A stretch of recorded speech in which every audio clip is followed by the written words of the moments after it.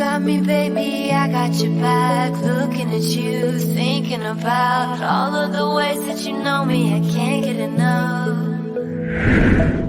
We got the future, burning the past, good and the bad, making it last. Bismillahirrahmanirrahim. Assalamualaikum warahmatullahi wabarakatuh. Selamat berjumpa kembali kawan-kawan mahasiswa Fakultas Geografi pada pertemuan kita yang ke-9 mata kuliah Manajemen Bencana. Selanjutnya kawan-kawan, untuk memulai perkuliahan kita saat ini, marilah sejenak kita berdoa semoga ilmu yang kita pelajari nantinya akan menjadi ilmu yang bermanfaat, dan semoga guru-guru kita, orang-orang tua kita yang telah mengajarkan kebaikan dan ilmu-ilmu kepada kita mendapat balasan yang setimpal di sisi Allah dan mereka dimuliakan karena ilmunya. Selamat datang kawan-kawan mahasiswa, marilah kita memulai perkuliahan ini. Kawan-kawan mahasiswa, kita lanjutkan kuliah kita, tetapi jangan lupa kita masih menghadapi pandemi. Untuk itu kita dapat saksikan beberapa karikatur berikut ini. Menarik sekali untuk kita cermati. Yang pertama ini Mas Superman yang ternyata juga tidak berdaya. Berikutnya bahkan Donald Trump pun sendiri pada waktu masih jadi presiden pun juga tidak berdaya pada waktu meminta Superman untuk bertindak. Berikutnya kita juga bisa menyaksikan sesuatu yang lucu berkaitan dengan pemilihan presiden kemarin, bagaimana Donald Trump melihat peta yang merah-merah ini dengan noktah merah-merah sebagai kemenangan dia, tetapi ternyata tidak lebih jauh dari peta persebaran COVID.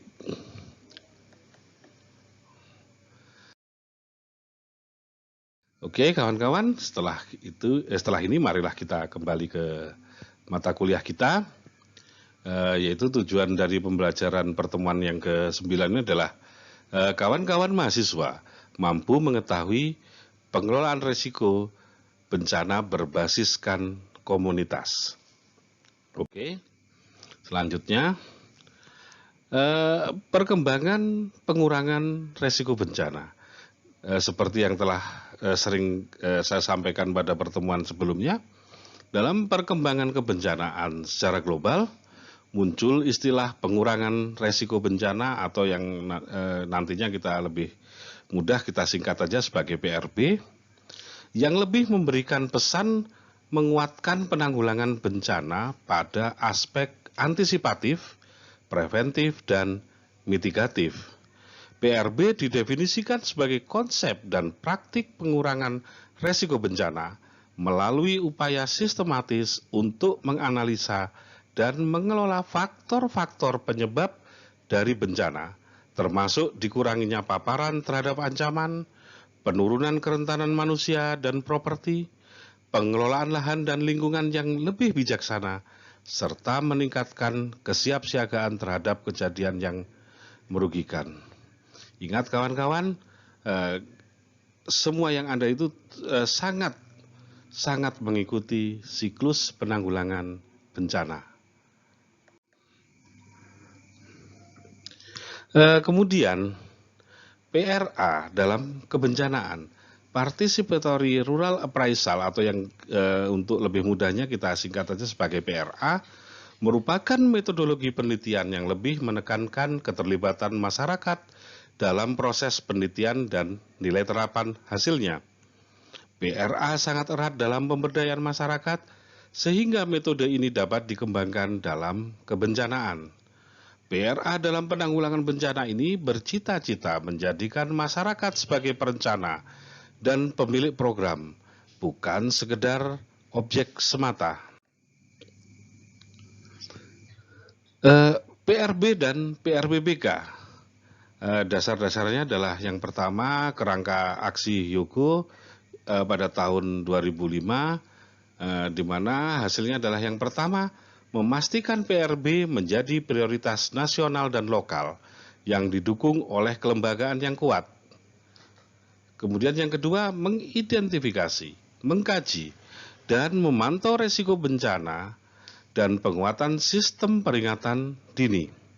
Yang ketiga, memanfaatkan pengetahuan, inovasi, dan edukasi untuk membudayakan keselamatan dan ketangguhan di segala tingkatan. Yang keempat, mengurangi faktor penyebab risiko yang mendasar. Sedangkan yang kelima adalah menguatkan kesiapsiagaan untuk tanggap darurat yang efektif di setiap tingkatan. Dasar yang kedua adalah Undang-Undang Nomor 24 Tahun 2007 yang diikuti oleh beberapa peraturan pelaksanaan di tahun 2008 memberikan berbagai pertanda membaiknya penanggulangan bencana di Indonesia pada tingkat regulasi. Artinya, pengurangan risiko bencana selalu berkaitan dengan PRBBK. Kawan-kawan, pengelolaan risiko bencana berbasis komunitas atau yang nantinya kita akan lebih memudahkan untuk menyingkat dengan singkatan PRBBK adalah salah satu pilar penting dalam upaya pengelolaan risiko bencana saat ini. Program penanggulangan bencana seringkali bersifat top-down, sehingga menimbulkan gap antara pelaksana dan masyarakat. Banyak sisi lemah pada pelaksanaan program tersebut, salah satunya keterlibatan masyarakat dan pemahaman masyarakat yang sangat kurang. Pendekatan partisipatif sepertinya menjadi jalan keluar dari permasalahan ini.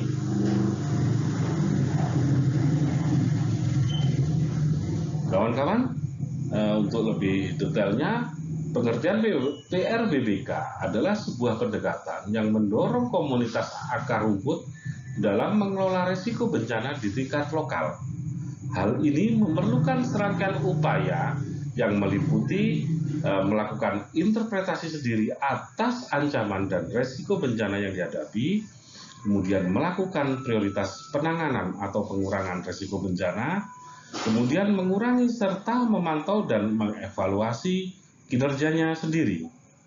Inti dari keduanya adalah penyelenggaraan yang seoptimal mungkin, memobilisasi sumber daya yang dimiliki dan yang dikuasainya, serta merupakan bagian integral dari kehidupan keseharian komunitas. Komunitas bisa merupakan suatu kumpulan atau tatanan yang disebut sebagai paguyuban dengan suatu nilai kekerabatan seperti kesetiakawanan, komitmen, timbal balik, dan kepercayaan.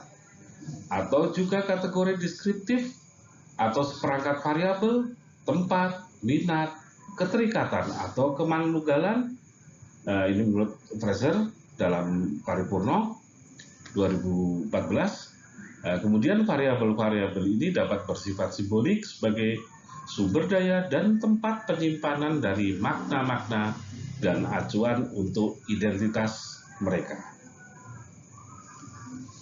Program pengurangan risiko bencana berbasis komunitas seringkali adalah serangkaian upaya untuk mengurangi risiko bencana yang dilakukan melalui penyadaran, peningkatan kemampuan menghadapi ancaman bencana, dan atau penerapan upaya fisik dan non-fisik oleh anggota masyarakat secara aktif, partisipatif, dan terorganisir. Ini menurut dari PU ya, seperti itu pengertian PRBBK. Sedangkan menurut Perka PNBP nomor 1 tahun 2012, pengertian PRBBK lebih ditekankan sebenarnya pada Perka PNBP adalah pengurangan resiko bencana berbasis masyarakat, yang artinya adalah sebenarnya sama saja sih antara PRBBK dan pengurangan risiko bencana berbasis masyarakat, tapi menurut Perka PNBP arti dari definisi ini adalah segala bentuk upaya untuk mengurangi ancaman bencana dan kerentanan masyarakat dan meningkatkan kapasitas kesiapsiagaan yang direncanakan dan dilaksanakan oleh masyarakat sebagai pelaku utama. Demikian definisi dari PRBB.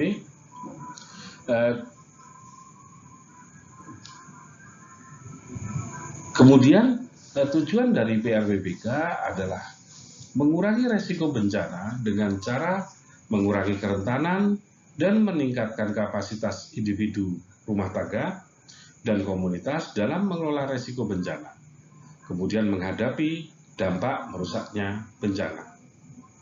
Komunitas dan kelompok paling rentan adalah aktor utama atau kunci dalam PRBBK.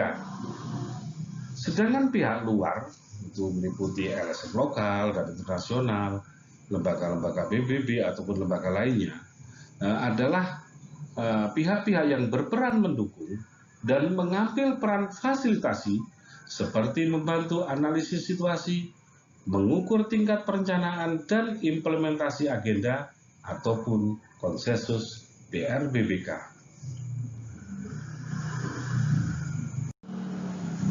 Kawan-kawan mahasiswa, untuk memahami PRBBK sudah selayaknya kita juga melihat sejarah PRBBK di Indonesia. Yang pertama kali adalah dari Merapi.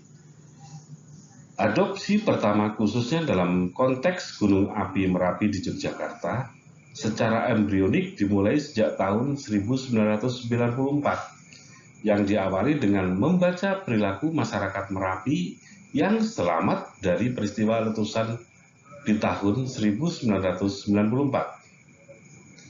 Kemudian para aktivis di Kapala, komunitas pencinta alam, dan pemerhati lingkungan Indonesia melakukan pembelajaran sendiri dan konseptualisasi sendiri atas kerja-kerja mereka bersama komunitas yang ada di lereng Merapi. PRBBK muncul di Nusa Tenggara Timur, awalnya adalah sebuah gerakan yang bertepatan dengan peristiwa El Nino di tahun 1998, di mana Pusat Informasi Rawan Pangan memulai pengumpulan informasi serta melakukan berbagai riset sosial untuk menanggapi masifnya respon internasional dan pemerintah dalam hal pengadaan pangan, tetapi hal ini justru merusak sendi-sendi pertahanan dan penyesuaian lokal. Kemudian istilah PRBBK sendiri di NTT dimulai sejak tahun 1998, atau tepatnya pada saat pertama kali beberapa kader mereka mengikuti pelatihan CBDM di Bangkok, Thailand, dan Filipina.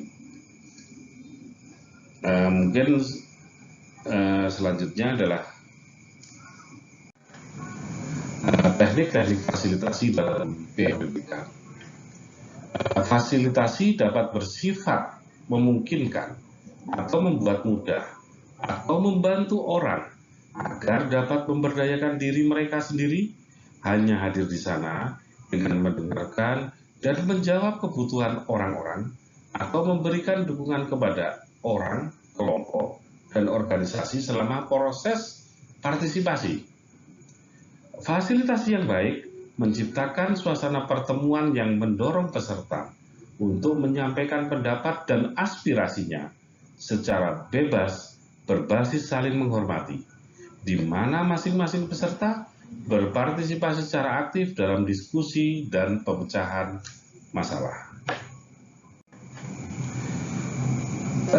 Fasilitasi memiliki tingkatan dari mulai tingkatan kelompok yang kecil hingga pada pelibatan para pemangku kepentingan yang lebih banyak pihak terlibat di sana.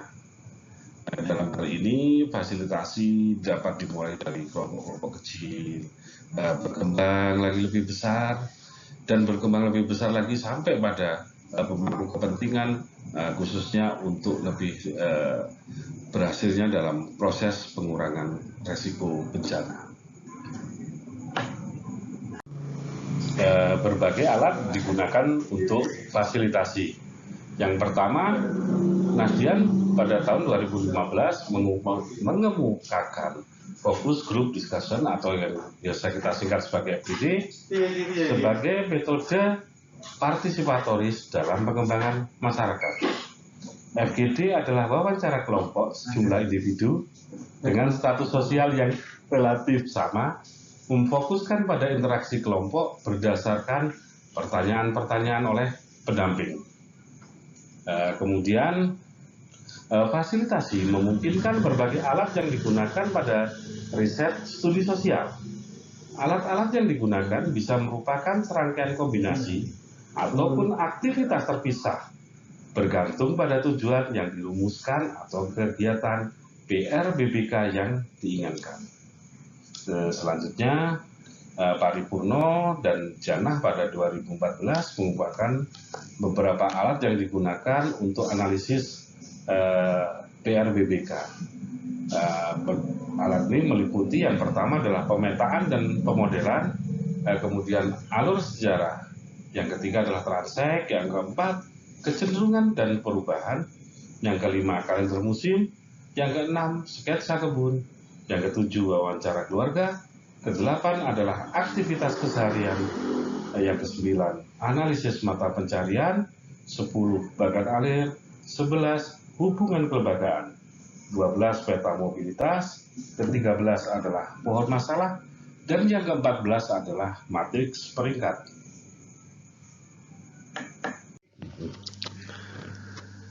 Kawan-kawan mahasiswa, untuk memahami lebih jauh tentang PRBBK sudah selayaknya kita melihat beberapa contoh dari praktik-praktik baik yang telah ada. Kita mulai dari Pasak Merapi. Awalnya dimulai dari erupsi Merapi tahun 1994 yang melanda Dusun Turgo, Purwobinangun, Pakem, Sleman, dengan total jumlah korban mencapai 60 orang. Selanjutnya masyarakat setempat bertekad membentuk wadah penanggulangan bencana untuk ancaman letusan Merapi berikutnya.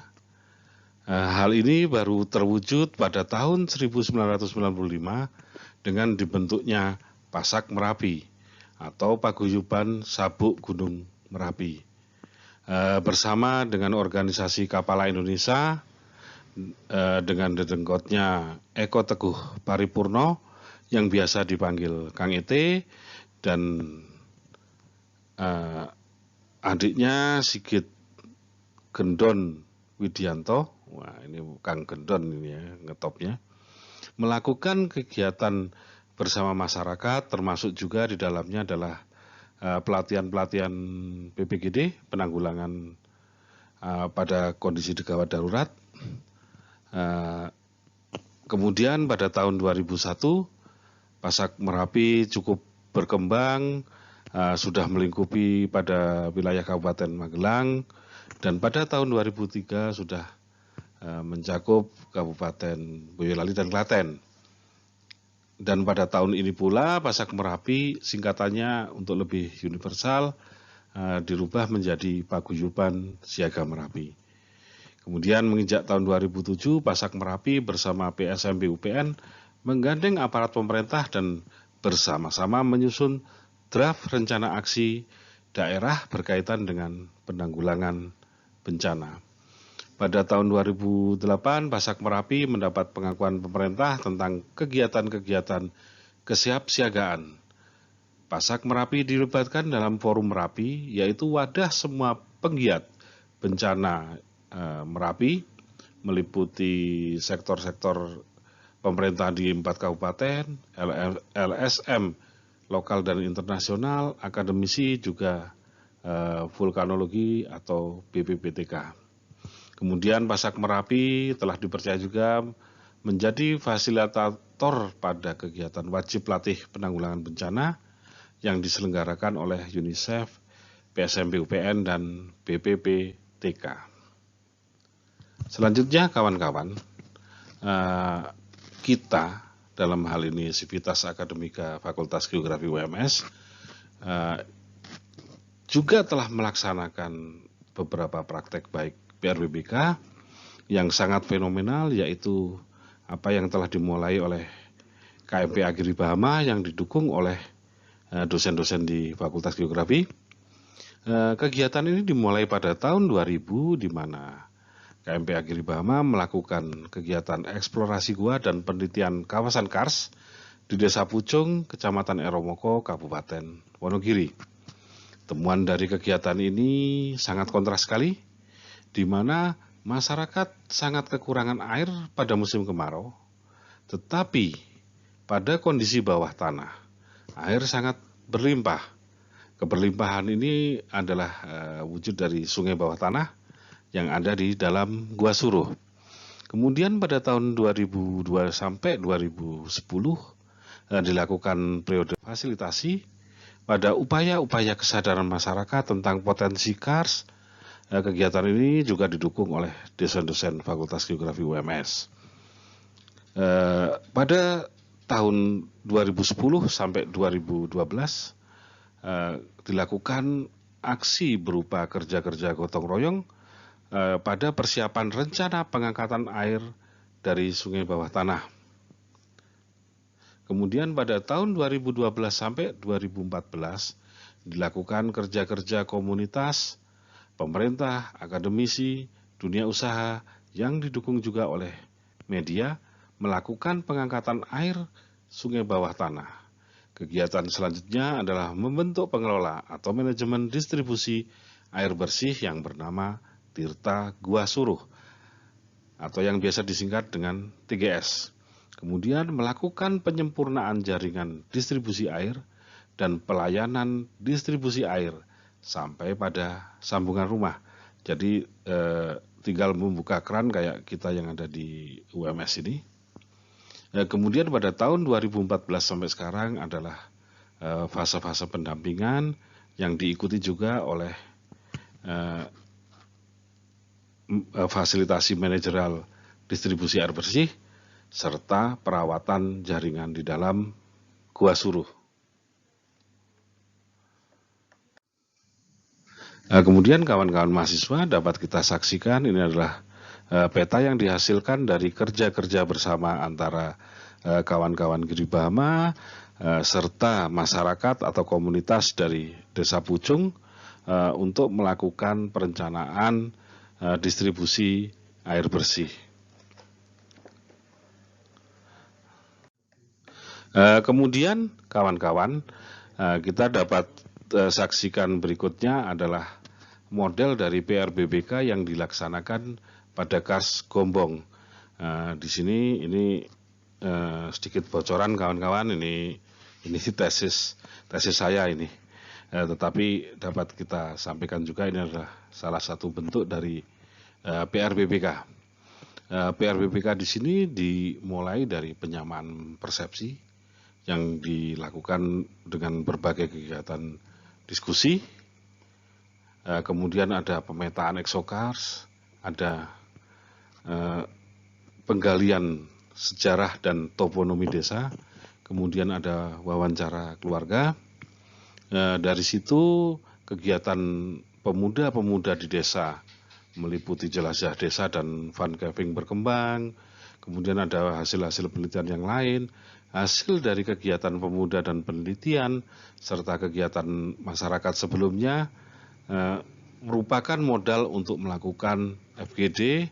Dari FGD ini akhirnya disepakati rencana aksi untuk mewujudkan kawasan konservasi. Kemudian kawan-kawan, jadi setelah kita melihat beberapa contoh PRBBK secara mandiri, selanjutnya BNPB sebagai badan yang memang berwenang dalam penanggulangan bencana membuat beberapa program yang berkaitan dengan PRBBK.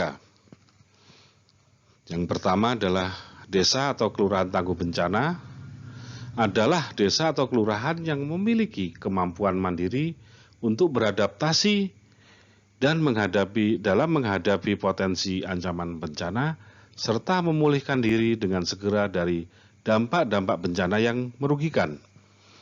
Kemudian peran dunia pendidikan juga diwujudkan menjadi suatu kerjasama oleh BNPB dalam hal KKN tematik untuk pembentukan desa tangguh bencana atau destana. Kemudian program berikutnya dari BNPB adalah Katana atau singkatan dari Keluarga Tangguh Bencana, merupakan keberlanjutan dari program Desa Tangguh Bencana yang telah diinisiasi sebelumnya. Penilaian lebih lanjut adalah keberhasilan Katana tidak akan terlepas dari keberhasilan dari Destana. Artinya Katana merupakan induk atau inti untuk mengembangkan Destana. Demikian kawan-kawan, terima kasih.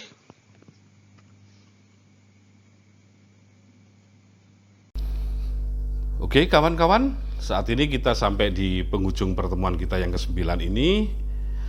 Untuk itu sebagai tugas harian kita, ingat kawan-kawan, nilai kemarin yang sudah dikeluarkan selama pertengahan semester, tugas harian ini sangat menentukan nilai kawan-kawan. Sehingga harapan kami, kawan-kawan mahasiswa nantinya akan mengerjakan dengan sungguh-sungguh tugas-tugas harian kita. Untuk itu tugasnya adalah sebagai berikut kawan-kawan, sangat ringkas, padat, nanti jawabnya juga jangan panjang-panjang. Tugasnya adalah sebutkan komponen peta ancaman, kerentanan, dan kapasitas. Saya ulangi, sebutkan komponen peta ancaman, peta kerentanan, dan peta kapasitas. Seperti biasa, tugas dikumpulkan maksimal hari Rabu minggu depan. Untuk itu kawan-kawan, marilah kita mengakhiri kuliah kita, pertemuan kita kali ini dengan bacaan hamdalah bersama-sama. Alhamdulillahirabbil alamin. Akhirnya, Assalamualaikum warahmatullahi wabarakatuh. Salam tangguh.